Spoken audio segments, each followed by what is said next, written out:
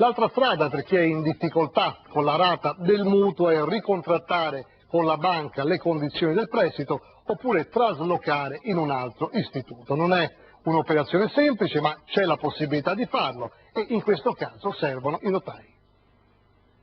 Notaio, una domanda che sta a cuore a una generalità di persone, oltre che dal sottoscritto. È il trattamento fiscale riservato ai mutui per l'acquisto prima casa? Dobbiamo circoscrivere con precisione il concetto di prima casa. Rottamare il vecchio mutuo, avviare una piccola impresa, come fare un contratto o un atto di successione. Materie ostiche per chi non le ha mai affrontate e non sa davvero da dove cominciare. Il Consiglio Nazionale del Notariato ha aperto in giro per l'Italia più di 50 sportelli come questo, che offrono un primo incontro assolutamente gratuito. Sono venuto per avere, una prima consulenza e avere un po' le idee più chiare in merito a quello che poi è quello che dobbiamo decidere di fare. Sicuramente ci rivolgeremo dopo a un notaio quando decideremo di costituire la società che abbiamo intenzione di fare. I costi che dobbiamo sostenere per la costituzione di questa società? Il costo sostanzialmente di una società di capitale, una società a responsabilità limitata, si aggira oggi intorno ai 1.700 euro per come è previsto, quindi non quello.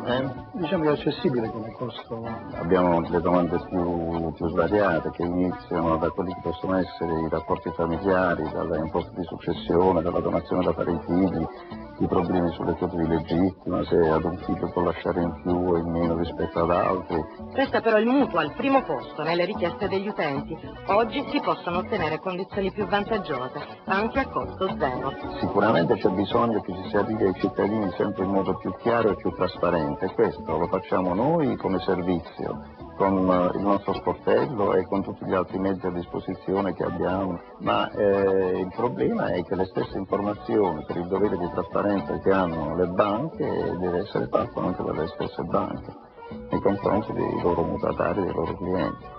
Per saperne di più sulla casa e in generale sulla gestione del proprio patrimonio si può iniziare da qui, sul sito internet www.notariato.it, indirizzi e orari dello sportello più vicino.